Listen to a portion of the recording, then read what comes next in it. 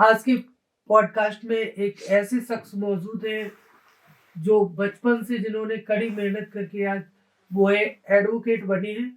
उनसे बातचीत करेंगे, जानेंगे किस तरीके से उन्होंने अपने सफ़र को तय किया है और आज इस मुकाम पर पहुंचे हैं कि वह एडवोकेट के साथ साथ सामाजिक मुद्दों को भी जनहित में उठाते हैं और उन समस्या का समाधान भी कराते हैं। इटावा के भड़तना क्षेत्र के रहने वाले हैं निशांत पोरवाल जी, जो काफी समय से भड़तना क्षेत्र के लिए ही नहीं बल्कि पूरे उत्तर प्रदेश और जनपद के लिए भी ऐसी तमाम जो समस्याएं हैं उनको काफी तेजी के साथ उठा रहे हैं। आपका बहुत बहुत स्वागत है आज धन्यवाद। इस पॉडकास्ट में। और शुरुआत करेंगे आपके जीवन से, कैसे आपने बचपन में कैसे शुरुआत की थी। और लोग कहीं ना कहीं आप देख रहे हैं कि जॉब लोगों को नहीं मिलती है तो ज़्यादातर लोग आज एडवोकेट बनने का प्रयास करते हैं। तो कैसे आपका सफ़र यहाँ तक का तय हुआ? सबसे पहले तो आपका बहुत बहुत शुक्रिया कि आपने यहाँ आमंत्रित किया। हाँ, जैसा आपने कहा कि शुरुआत तो वर्तना का एक गौरव माना जाता था एक समय। पैराडाइज इन्फेंट स्कूल जो आज़ाद रोड पर है, वहाँ से हमने नर्सरी से क्लास 8th तक की पढ़ाई की हमने। उसके बाद तभी वो एक ऐसा समय था जब ये नहीं पता चलता था कि हमें करना क्या है। तब एक छोटी सी दुकान थी हमारी गैस रिपेयरिंग की, और खरीद बिक्री भी करते थे उस पर। चूँकि मैं इकलौता पुत्र था अपने माता पिता का, तो दुकान में हमेशा सहयोग करता था उनके साथ। तो ये समझ में ही नहीं आता था क्या करना है क्या नहीं करना है। उसके बाद हाई स्कूल किया, इंटर किया। जब बीकॉम किया हमने तो एक वाकया हुआ। तो वाकया ने मेरे जीवन पे इतना प्रभाव डाला, और चूंकि एक मुकदमा मेरे परिवार में किराएदारी का चलता था दुकानदार को लेकर। तो जो पापा जी जो तारीख पर जाते थे, रोज ये लगता था कि आज ये निर्णय आएगा, मेरे हक में आएगा। और फिर वो तारीख से आते थे तो पता चलती थी हड़ताल हो गई, ये हो गया वो हो गया। तो वो पिछले 10-15 साल से मैं देखता था। एक दिन जब मैं थोड़ा बड़ा हुआ तो मैंने देखा पापा तारीख पे गए हैं। मैं किसी को बिना बताए, चूंकि पहली बार घर से बाहर निकला और मैं उस कोर्ट में पूछ बता के पहुंचा, तो मैंने देखा पापा जमीन पे बैठे हुए थे, अंगोछा यहाँ पड़ा हुआ था। एडीएम की कोर्ट थी, याद नहीं आ रहा कौन सी कोर्ट थी उस समय। तो पापा की वो स्थित मेरे मतलब उनका वो चित्र मेरे यहाँ बस गया। और मैंने उसी दिन ठान लिया था कि इसी कोर्ट में आकर सबसे पहले बहस लगाकर मैं इसी कोर्ट में आऊंगा। तो उसी दिशा में वो एक ऐसी किक थी जो उस दिन मुझे मिली। और उसके बाद मैंने बीकॉम किया, एलएलबी किया, एमकॉम किया, उसके बाद एलएलएम भी किया। और सबसे पहले जैसे ही मेरा पंजीयन हुआ, मैं एक रजिस्टर्ड अधिवक्ता बना। तो सबसे पहले मैं उस कोर्ट पर गया, उस कोर्ट में गया और उस चीज़ को अनुभव किया। और वास्तव में ये जो सफ़र रहा वो बहुत अच्छा रहा। और चूँकि एक ऐसे परिवार से, ऐसे कस्बे से बिलॉन्ग करते हुए और अधिवक्ता तक बनना जो एक सफ़र रहा ना, बहुत चुनौतीपूर्ण रहा। लेकिन अच्छा लगता है जब वो अपनी जर्नी याद करते हैं, तो ऐसा लगता है कि नहीं, बहुत मतलब बढ़िया रहा। आज भी हम लोग देखते हैं कहीं ना कहीं, जैसा आपने बताया कि आपके पिताजी जमीन पर बैठे हुए थे, तब आपने ये ठाना था कि हमें एडवोकेट बनना है, अधिवक्ता बनना है और इसी कोर्ट से लोगों को न्याय दिलाना है। तो आज भी कहीं ना कहीं ऐसी तस्वीरें आ जाती हैं, अधिकारियों के सामने पीड़ित गिड़गिड़ाते हैं, हाथ जोड़ के विनती करते हैं। तो इसको लेके आप अधिवक्ता बन गए, इस बीच ऐसे लोगों को कैसे न्याय मिल पाए जो अधिकारियों के आगे माथा रगड़ते हैं और फिर भी न्याय नहीं मिल पाता है? नहीं, आपने बिल्कुल सही प्रश्न किया। जब से मैं अधिवक्ता बना हूँ, तो मैं इस चीज़ को बहुत महसूस करता हूँ, चूँकि बहुत छोटे जड़ से जुड़ा हुआ हूँ। तो कभी भी कोई ऐसा व्यापारी आता है, कोई भी ऐसा प्रताड़ित पीड़ित व्यक्ति आता है, तो हर संभव मदद करता हूँ। और एक मानसिक स्थिति बनी हुई है कि वकील के चैम्बर पर वकील साहब सही से बात नहीं करते हैं, और फ़ोन करो तो उठाते नहीं हैं। तो आप मेरे जितने भी जो हमारे मुवक्किल हैं, क्लाइंट हैं, आप उनसे बात करेंगे तो कम से कम इस चीज़ को आप बहुत हद तक ये पाएँगे कि हाँ, निशांत पोरवाल जी इस क्षेत्र में अच्छा कार्य कर रहे हैं। और साथ ही साथ जो बाई प्रोफ़ेशन अगर आप देखेंगे जिससे हम अपना जीवन चला रहे हैं, वो आयकर और जीएसटी अधिवक्ता के रूप में है। लेकिन उपभोक्ता मामले में निःशुल्क देखता हूँ।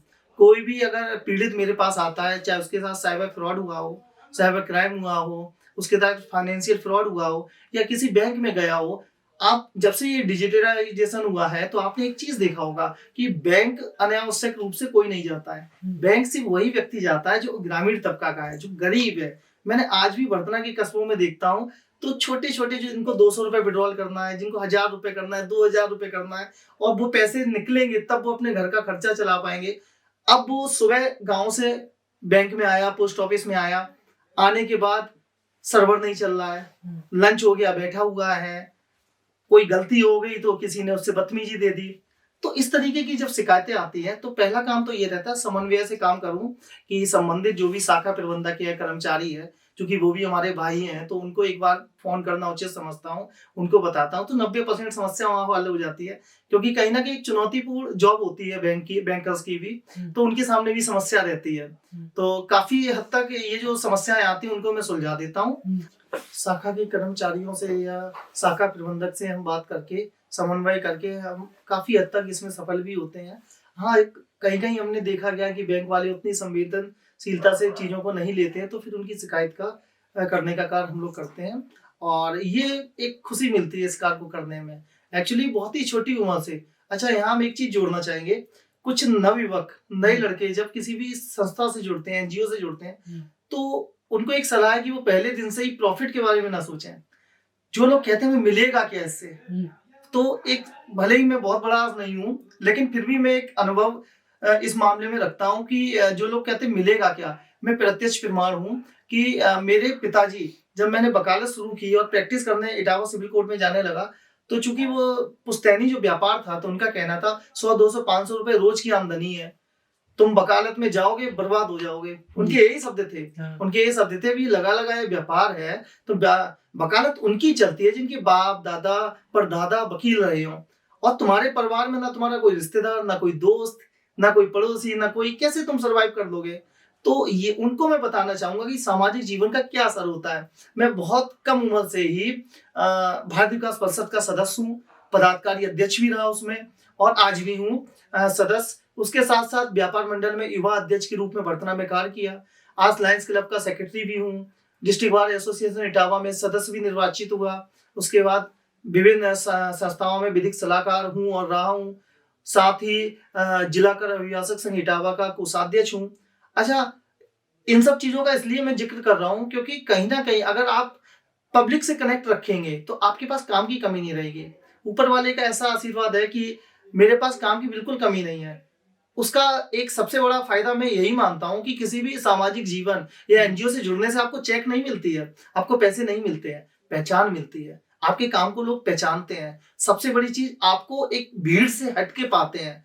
वो कहते हैं ये संगठन को, ये समाज को कुछ दे रहा है, तो मेरा भी फर्ज बनता है कि इस व्यक्ति के लिए हम कुछ करें। और समाज जब करना शुरू कर देती है तो आप कहीं रुकते नहीं है, आप बढ़ते चले जाते हैं। आप अगर बड़े बड़े राजनेता, अभिनेता, सिंगर, आप जितने लोग जजेस या अधिवक्ता है, आईएएस आईपीएस, इन लोग को पाएंगे तो उनका जब जीवन का अध्ययन करेंगे तो आप इस चीज का महसूस करेंगे कि उनको समाज जब देना शुरू करता है ना तो पॉपुलर हो जाते हैं। आप किसी भी संख्या को ले लीजिए, अधिवक्ता अपने देश में लाखों हैं, जजेस लाखों हैं, अभिनेता लाखों हैं, लेकिन अमिताभ बच्चन ने जो पहचान बनाई है, सचिन तेंदुलकर ने जो क्रिकेट में बनाई है, और नरेंद्र मोदी जी ने जो राजनीति में बनाई है, जैसे उत्तर प्रदेश में आप योगी आदित्यनाथ जी ने बनाई है, तो ये कहीं ना कहीं समाज से जुड़े हुए हैं। आज मोदी जी कहीं खड़े हो जाते हैं, योगी आदित्यनाथ जी कहीं खड़े हो जाते हैं, अमिताभ बच्चन जी कहीं खड़े हो जाते हैं, तो जरूरत नहीं पड़ती है, क्योंकि उन्होंने अपने जीवन काल में समाज को बहुत समय दिया है, तो उसका ही रिटर्न आज उनको मिल रहा है। तो मैं जितने भी नए बच्चे हैं उनसे कहूंगा कि कोई पढ़ाई कर रहे हो या घर में कार्य कर रहे हो, कुछ भी कर रहे हो, अपने दिन का 1-2 घंटे समाज के लिए जरूर दें।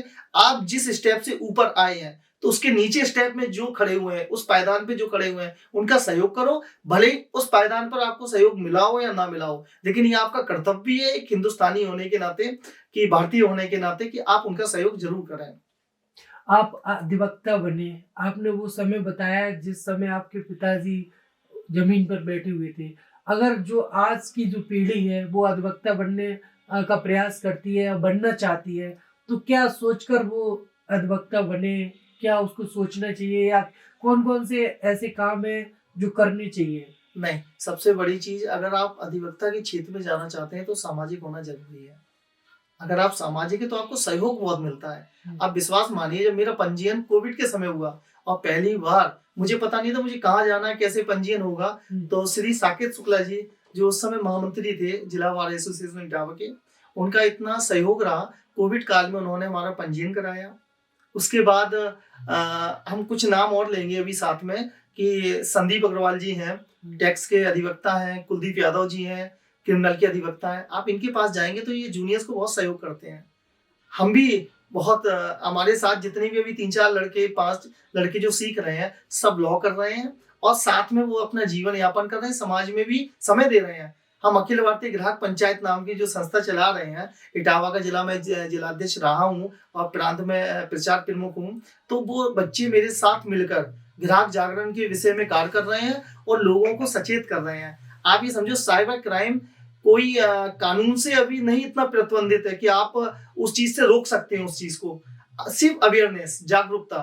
तो हमारी जो टीम है वो इस तरीके से कार्य करती है। डेली के 1-2 कंप्लेन इस तरीके की आती है, किसी का पैसा कट गया, किसी का अकाउंट होल्ड हो गया, किसी का पैसा डेबिट हो गया, किसी का कुछ हो गया, तो मार्गदर्शन करते हैं, उनका कार्य कराते हैं। साइबर क्राइम से संबंधित लोगों को कैसे जागरूक होना चाहिए, क्योंकि डिजिटल इंडिया जैसे मोदी जी ने बनाया तो ऑनलाइन ट्रांजैक्शन बढ़ा है और इस बीच कई सारी ऐसी घटनाएं आ रही हैं जिसमें साइबर फ्रॉड हो रहा है, जिसमें रुपए डाल देते हैं, उसके बाद कुछ लोग तो ऐसे फ्रॉड करते हैं कि उसमें जबरदस्ती कंप्लेंट डाल देते हैं रुपए लेने के बाद भी। तो ऐसे कैसे बचे? नहीं, इसका बचाव का सबसे बड़ा आसान तरीका यही है। मोदी जी ने 3 मंत्र दिए थे कि कभी भी अगर पैसे से लेन-देन हो, पैसे का लेन-देन, तो 3 चीज हमेशा मूल मंत्र याद रखें, रुके, सोचें, तब एक्शन लें। ये सबसे बड़ा मूल मंत्र है। दूसरा क्या है कि नियमित अपने खाते की केवाईसी कराएं।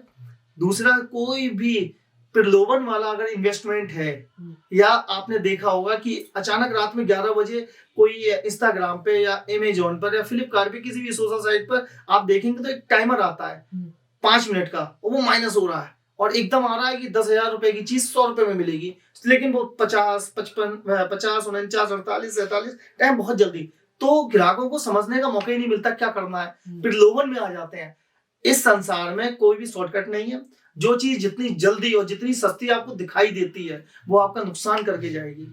हमेशा चीजों को सोचें, समझें, तब परचेज करें। और ज्यादा लोग ठगी का शिकार इसीलिए हो रहे हैं। दूसरा, इतनी भागम भाग हो गई है जीवन में, दिन भर डिजिटल पेमेंट हो गए हैं, इतने एप्स आ गए हैं। अच्छा, जैसे आप हैं, आप पत्रकार हैं, मैं हूँ अधिवक्ता हूँ, तो हमें अपने काम के साथ साथ उसको अवेयर रहना है। लेकिन जो साइबर ठग हैं उनका पूरे दिन सिर्फ एक ही फोकस है कि हमें साइबर ठगी करनी है। वो बड़ा बड़ा प्रोजेक्ट, बड़ी बड़ी कंपनी बना रखे हैं, पूरे 50-50, 1-1 लाख, 2-2 लाख सैलरी पर जो IITians हैं, जो बड़े बड़े MBA होल्डर हैं, उन सबको हायर किए हुए हैं। उनका काम यही है कि कैसे वेबसाइट को क्रैश करना है, कैसे इनके अकाउंट का डाटा ब्रीच करना है, कैसे इनके खाते से पैसा निकालना है। तो वास्तविक में जो समय चल रहा है, थोड़ा अवेयर रहना है और सभी को रहना है। तो जो ये साइबर जो ठग है वो इतने पढ़ने लिखने के बाद क्या कारण है जो वो इस तरह के जो इतनी बड़ी कंपनियां खोलकर लोगों को ठगी का शिकार बना रहे हैं? अच्छा, कहीं ना कहीं जनसंख्या वृद्धि है और बेरोजगारी तो है। और आप ये समझो, एक मेहनत करने वाला व्यक्ति पूरे 1 महीने 30 दिन जब मेहनत करेगा तब उसको वेतन मिलता है, सैलरी मिलती है।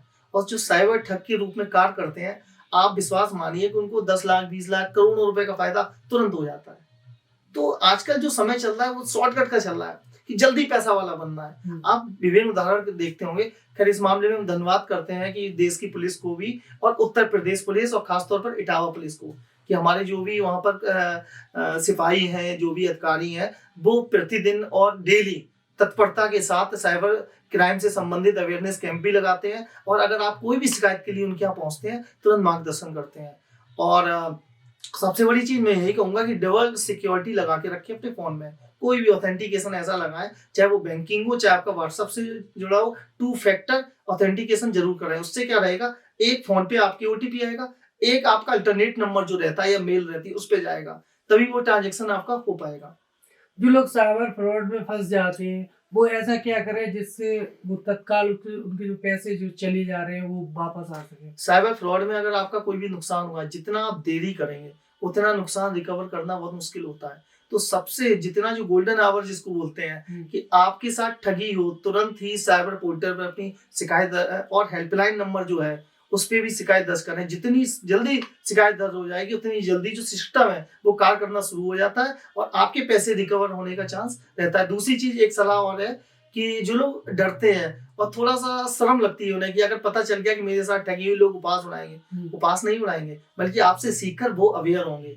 तो कभी भी ऐसा नहीं करें। अगर आपके, मैंने काफी केस मेरे पास ऐसे आए हैं, आप देख के ये कहेंगे कि ये तो बहुत समझदार थे, बहुत पढ़े लिखे हैं।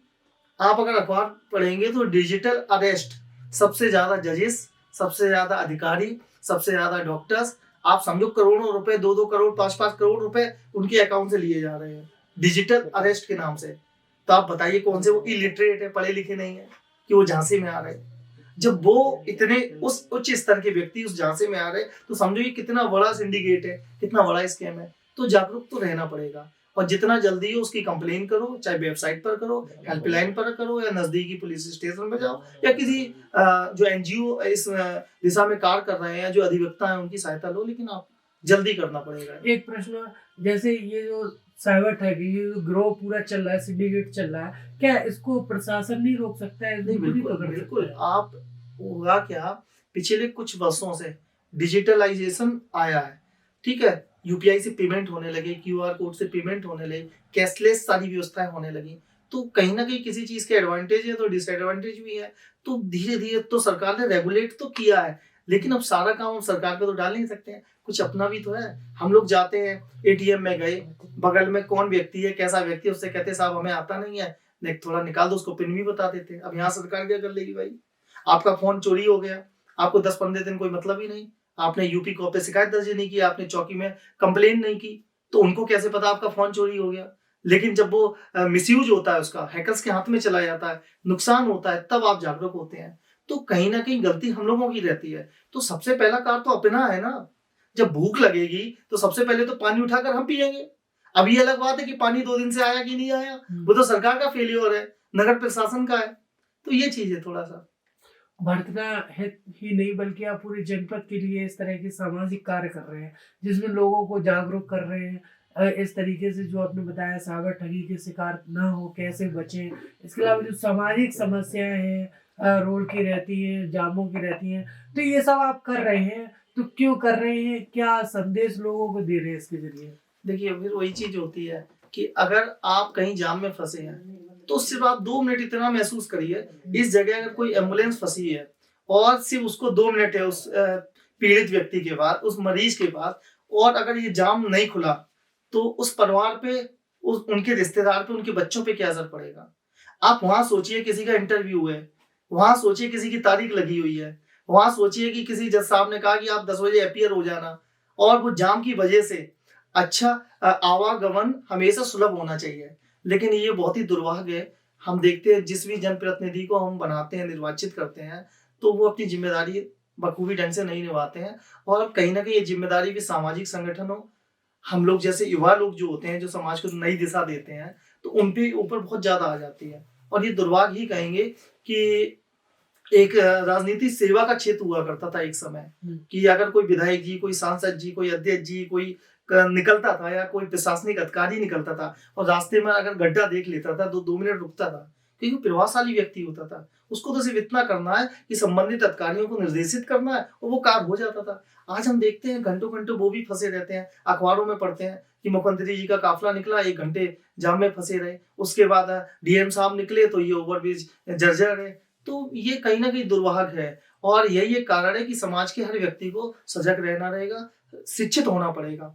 आपको अपनी हक की लड़ाई खुद लड़नी पड़ेगी। आप अस्पताल में चले जाइए, सरकारी अस्पताल में हर व्यक्ति को एक सुविधा मतलब देनी ही देनी है उनको, हर चीज के लिए। हर व्यक्ति प्राइवेट नहीं जा सकता। आज सबसे ज्यादा व्यक्ति इलाज के अभाव में ही दम तोड़ता है, सबसे ज्यादा।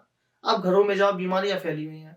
एक तरफ आप स्वच्छता अभियान चला रहे हैं, एक तरफ आप प्लॉट पे पानी भरा हुआ है, कूड़ा फिकता है, गंदगियां होती हैं। एक तरफ आप बचाव करते हैं, एक तरफ जानवर भरे हुए हैं, काट रहे हैं, किसी को दौड़ रहे हैं, अस्पताल चले जाओ, इंजेक्शन नहीं है, डॉक्टर साहब नहीं है। तो कहीं ना कहीं ये व्यवस्थाएं तो सही होनी चाहिए। हाँ, पिछले 10 वर्षों से अगर देखेंगे तो सरकार काम अच्छा कर रही है। अगर उनके संज्ञान में कोई भी शिकायत आती है, कोई भी मुद्दे आते हैं, तो उस पर वो कार्रवाई करते हैं। अच्छा, अब उनके संज्ञान में कैसे आएगा? यही तो हम सबका कर्तव्य है। तो यही सब कर्तव्य हम सबको करना चाहिए। अधिवक्ताओं में सबसे फेवरेट अधिवक्ता आपका कौन है जिससे आपको सबसे ज्यादा सीख मिलती हो? नहीं, आपने बहुत सही क्वेश्चन किया। वैसे तो मेरे सब सम्माननीय हैं, वरिष्ठ अधिवक्ता हैं। तो सबसे पहले जिससे हम जुड़े तो वो श्री दिलीप शंकर श्रीवास्तव जी हैं, लखनऊ के टैक्स के अधिवक्ता हैं। उसके बाद श्री विजय कुमार जी हैं, उन्होंने बहुत मार्गदर्शन भी किया, आज तक करते हैं। और बात रही इटावा की, तो सबसे पहले श्री साकेत शुक्ला जी से मैं मुलाकात हुई मेरी, और उनका माध्यम बने श्री संदीप अग्रवाल जी, श्री कुलदीप यादव जी। इन लोगों ने कतई एहसास नहीं होने दिया कि हम किस परिवार से आए हैं, कहाँ से आए, क्या करते हैं, कभी एहसास होने नहीं दिया। जहाँ ज़रूरत पड़ी, और फिर हम सबके जो अभिभावक हैं, श्री जानकी सर पांडे जी हैं, जो UP bar council of Uttar Pradesh के सदस्य अध्यक्ष रहे हैं और वर्तमान में प्रत्याशी भी हैं, तो उनसे बहुत प्रेरणा मिलती है। और जो व्यक्तिगत मैं कहूँ कि जब मैं वकालत सोचता था कि वकालत करना है, तो किसी कार पे अगर लोगो देख लेता था, किसी कचहरी से अगर गुजरता था, किसी हाई कोर्ट से गुजरता था, तो मेरी आंखें सिर्फ उस लोगो को देखती थी। आज भी मैंने अपने जीवन में कभी भी सिंगल सरकारी फॉर्म अप्लाई नहीं किया, और आज भी मैं कोई सरकारी नौकरी करना नहीं चाहता, क्योंकि एक अधिवक्ता के रूप में जो स्वतंत्रता मिलती है, एक अधिवक्ता के रूप में जो कहने, हम अपनी बात एक्सप्रेस करने का जो हमें अधिकार मिलता है, तो वो कहीं और नहीं मिलता है। तो ये बहुत अच्छा लगता है।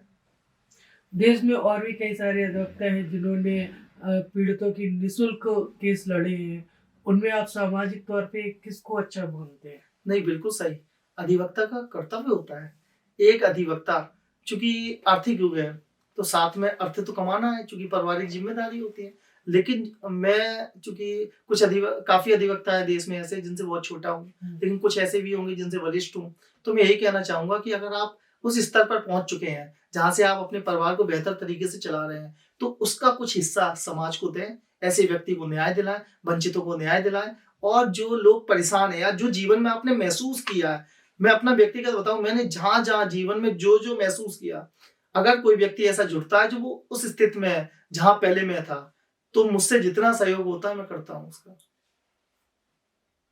तो आज के पॉडकास्ट में इतना ही बातचीत करें, क्योंकि ज़्यादा लंबा हो जाएगा, लोग नहीं देखेंगे। नहीं, नहीं। तो अगर भैया का, निशांत भाई का जो पॉडकास्ट आपने सुना, इनके बारे में जाना, अगर अच्छा लगा हो तो शेयर करना और कमेंट में ज़रूर लिखना इनके विचारों को लेके आप क्या कुछ सोचते हैं।